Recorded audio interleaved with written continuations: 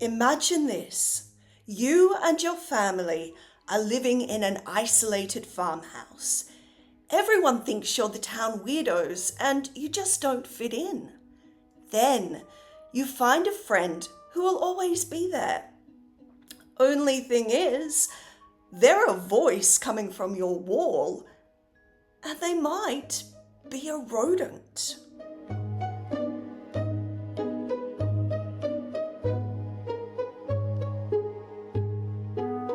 I'm Heidi, and this is Obsession, where we get horribly obsessed with weird stories and illustrate them. Today, we're going to talk about my favourite paranormal case, the hilarious and creepy Gef the Talking Mongoose, otherwise known as the Dalby Spook. This story takes place in 1931 on the Isle of Man. We're going to a remote farming site called Dawlish Cashen, or Cashen's Gap, on the outskirts of the hamlet of Dalby. The bleak grey farmhouse of Dawlish Cashen looked over the sea and was over a mile away from the nearest neighbouring homestead. Dawlish Cashen had a spooky history, with rumours of people having heard disembodied voices and having seen strange animals in the yard. But this didn't deter Jim and Margaret Irving from purchasing the farm and its homestead in 1917. After all, the Isle of Man as a whole was steeped in fairy lore and full of otherworldly occurrences. The Irvings had 3 children, but 2 of them had moved out long ago, and in 1931, the household consisted of Jim, Margaret, 12-year-old Vorry, and Mona the sheepdog. They were an isolated family, both geographically and socially. Jim and Margaret were originally from the city, and they were never fully thought of as locals. Jim had previously been a travelling salesman for a piano company, and he wanted to try his hand at farming in semi-retirement. He was a conspicuously bad farmer, and his fancy big city education was no help to him there. Margaret was thought to be witchy by the locals, and young Vorry was a loner who spent most of her time with Mona the sheepdog. The farmhouse had no electricity, meaning no radio or telephone, and winters in that area were particularly brutal. It was a grim life of poverty and loneliness, and nobody knew why the Irvings clung so stubbornly to their farming dream and persisted in such a life. In the autumn of 1931, the family were being disturbed by odd noises coming from within the walls of the farmhouse. At first they thought that the constant scratching, rustling and hissing had to be coming from rats, so they of course set up traps. Days went by and the traps were empty and the noises continued. In frustration, Jim suddenly growled like a dog at the noisy wall, and to his shock, the wall growled back. Unsettled, he put poison on a piece of bread and left it in the kitchen. That night, the family was kept awake by the piercing screams of a dying animal.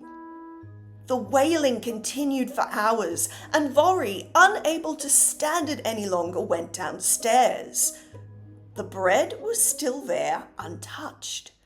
The screams of agony stopped.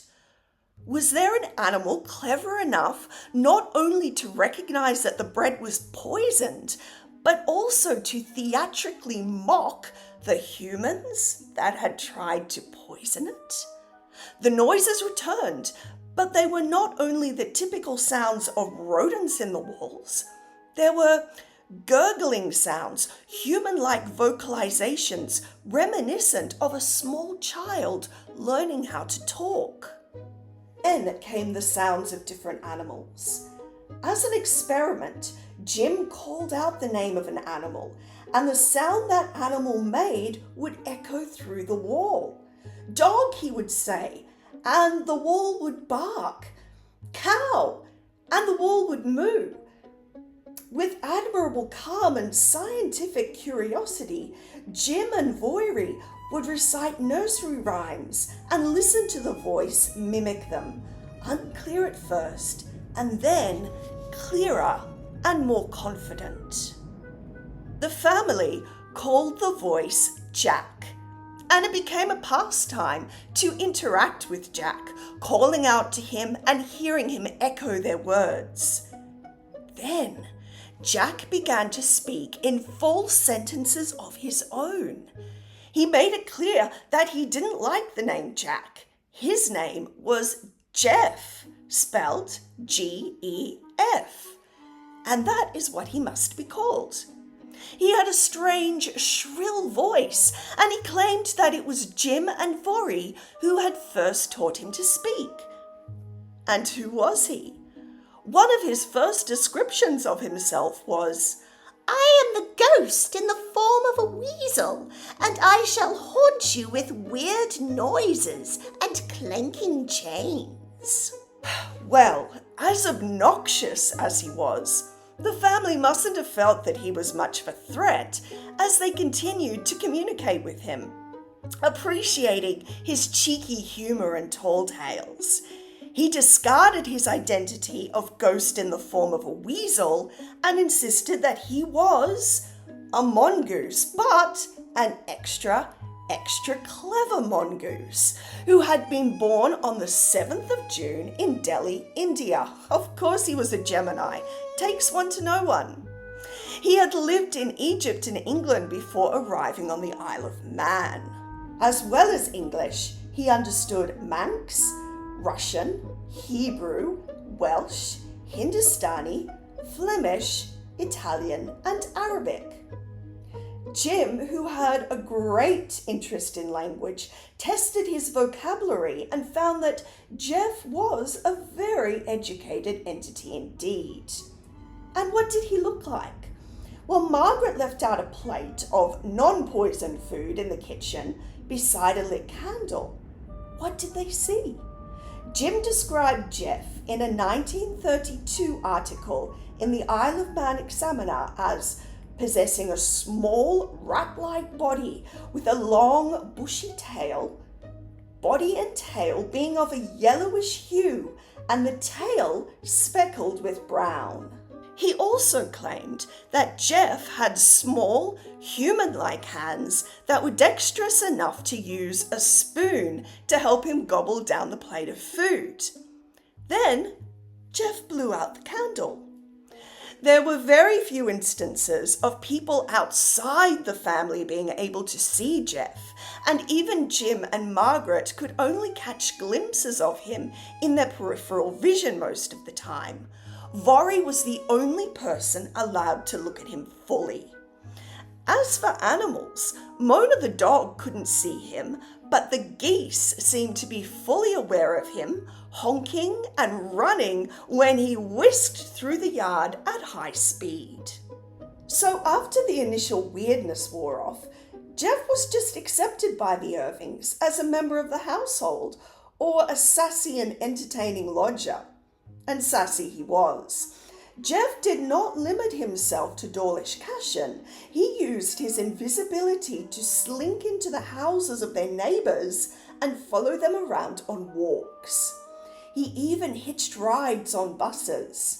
He would then entertain the Irvings with gossip, plying them with personal information that they could not possibly have known. Gef liked to dance, play with the little ball they had given him, and sing loudly along to gramophone records, sometimes adding his own quite filthy lyrics. He even worked for his keep, hunting rabbits for the family supper and leaving them in the kitchen, sometimes catching enough that they could sell the surplus rabbits. Margaret would leave saucers of food for him in the rafters, and his preferred treats were sausages, chocolate, biscuits and confectionery. He didn't much like vegetables and once woke Jim and Margaret at 5 a.m, loudly vomiting up carrots under their bed. So far, Gef just sounds like a cute little bundle of mischief, but he did have a dark side. He would have sudden temper tantrums and send objects flying around the house, much like a traditional poltergeist. He could be very rude, albeit hilariously so. If Jim took too long to open the morning paper, Gef would yell out, "Read it out, you fat-headed gnome!" He might also mutter such sinister things as, "I could kill you all, but I won't." He liked Margaret the least, and once creepily narrated each item of clothing she took off as she was getting ready for bed. Now, the thing that concerned the family the most about Gef was his relationship with Vori. In most poltergeist stories, and there is controversy over whether Gef is really the definition of a poltergeist, there is often an adolescent female who attracts the entity into the home and who appears to be present when the entity is most active, and Gef and Vori do fit this pattern to a point. Gef adored Vori and followed her everywhere, even when she wanted to be alone. He slept in a nest just outside of her bedroom, and one night he made such a disturbance that Vori was forced to go to her parents' room to escape his noise. Gef was very upset that his favourite was sleeping in her parents' bed, declaring, "I'll follow you wherever you put her." If a chair was put up against the handle, Gef would thump against the door, desperate to get at Vori. Well, some of you are probably wondering why they didn't move. Well, nothing devalues a house quite like a haunting, and the Irvings didn't have enough money to move without selling the house at full price. And everyone knew about the haunting. Of course they did. It was a small community. Like I said before, the Isle of Man was a place steeped in fairy lore, and Manx people are not strangers to the supernatural, so they weren't as freaked out by this as most communities would be.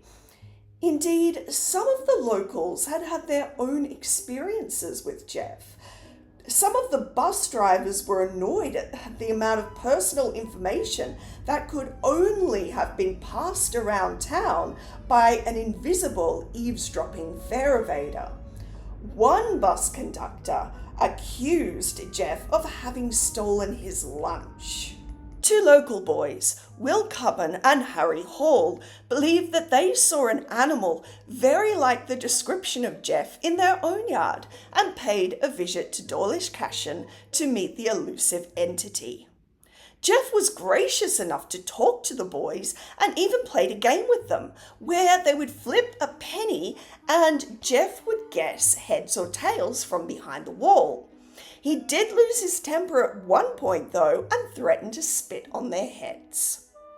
Gef despised people who doubted his existence, and when Charles Morrison, an old friend of Jim's, came over, Gef would spit and hiss about Charles's son Arthur, who was a skeptic. "I won't speak to him if he does come. I'll blow his brains out with a 3D cartridge." Arthur, highly amused at the threat, came to stay the night with the Irvings, thinking that he would find evidence that Gef was a hoax.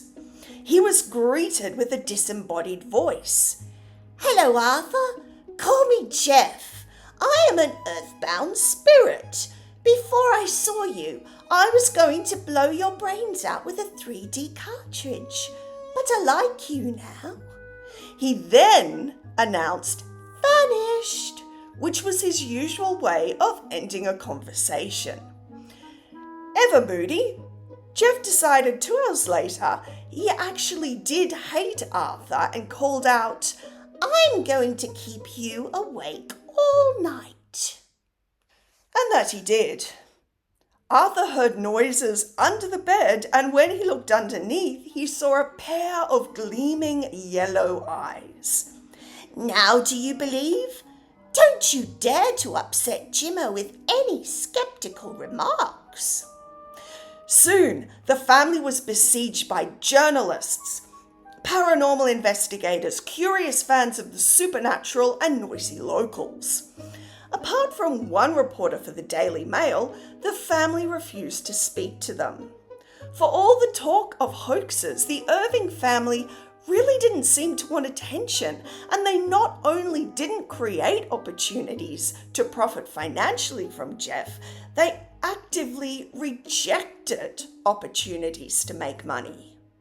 Then, a neighbour wrote a letter to famed ghost hunter Harry Price, telling him about Gef and encouraging him to get in contact with Jim Irving.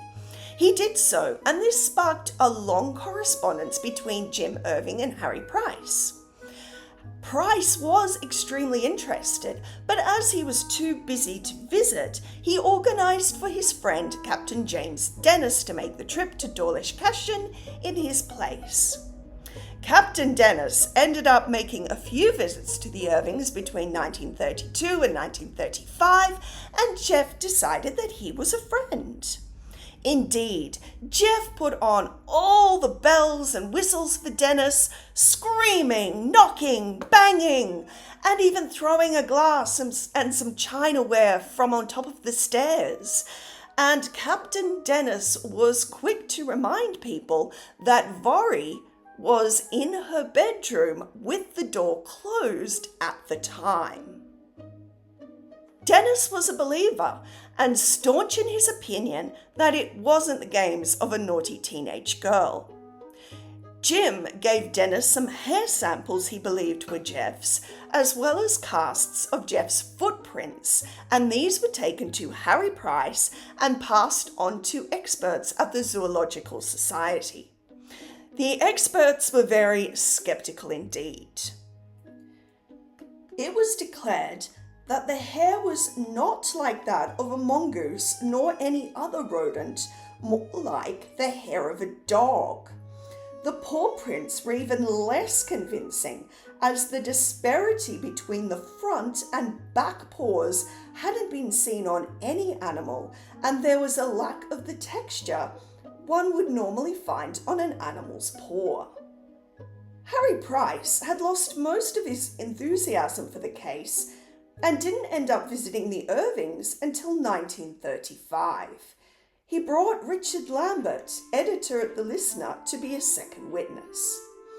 Now, Harry Price was a paranormal investigator, but he was quite a skeptical paranormal investigator. Now, as you can remember, Gef hated skeptics, so of course he was silent for the entire visit. While he was there, Price took some hair samples from Mona and sent them to the Zoological Society.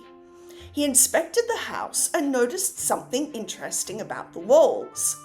The double walls of wood panelling that covered the stone walls had quite a lot of airspace between the wood and the stone.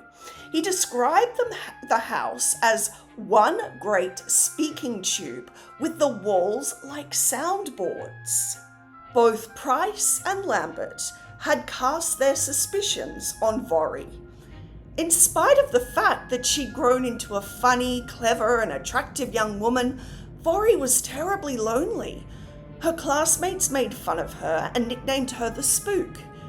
Indeed, her classmates claimed that Vori was a talented ventriloquist and that she could throw her voice. Something else that Price and Lambert noticed was that Vori and Gef had a lot in common. The same taste in foods, the same interests in motor cars and aeroplanes, and enthusiasm for rabbit hunting.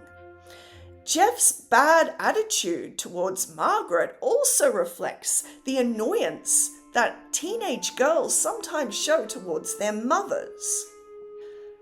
So, it was a frustrating visit for the Irvings, who could not make Gef appear, no matter how much they pleaded him. As soon as the men left, they heard a voice. "I've been on holiday." Then the experts at the Zoological Society declared that Mona's hair was a perfect match for the hair that supposedly belonged to Gef. The family were dismissed as hoaxers, tricksters, frauds. Asked and most interesting paranormal investigator to visit the farm was Nandor Fodor, a Hungarian-born psychoanalyst who had been a member of England's Ghost Club. Now, Fodor is the most interesting because he wasn't a believer in Gef the entity like Captain Dennis was, and unlike Price and Lambert, he didn't believe that the Irvings were frauds either. He was somewhere in the middle. Fodor's ideas about ghosts, poltergeists in particular, were based on his studies of Sigmund Freud.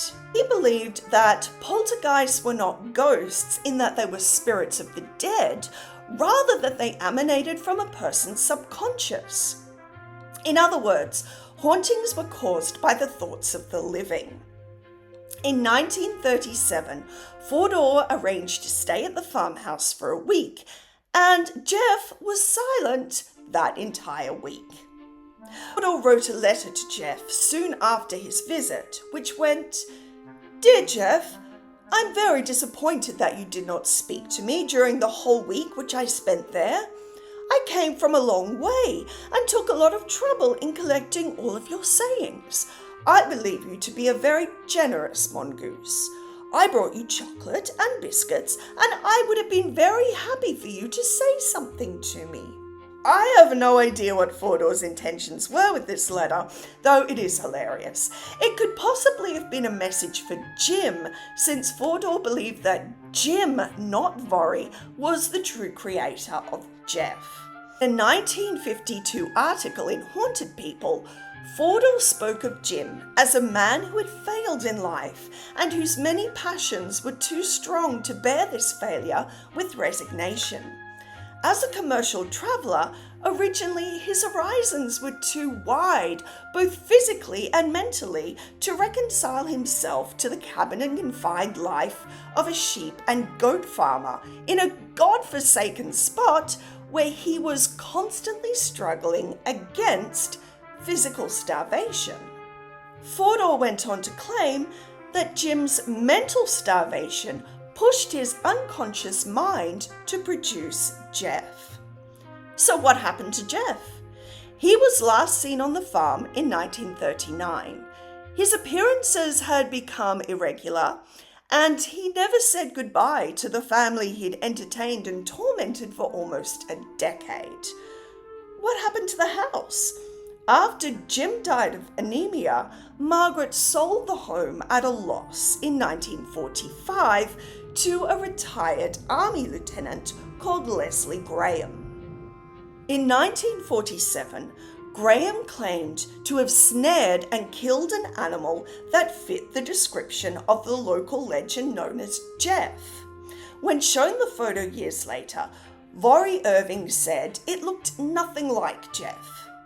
So what happened to Vory? She moved to England in 1939 and worked for a time as a wartime machinist. She claimed that her experiences with Gef prevented her from getting married, as how could she explain her past to a man's family? She was interviewed in Fate magazine in 1970, where she was reported as saying, "Yes, there was a little animal who talked and did all those other things. He said he was a mongoose and said we should call him Gef. I do wish he had left us alone." Vory died in 2005. So, that was the tale of Gef the Talking Mongoose, also known as the Dolby Spook. Was he an entity, or was he a group delusion of a lonely, socially rejected family that didn't even have a radio for company? Was this complex, witty, strange character the product of one or more brilliant imaginations? Was he one of the Fae, a being from the other side of the veil? Well, I will finish my drawing, and I'll show it at the end of this video, so please stay around.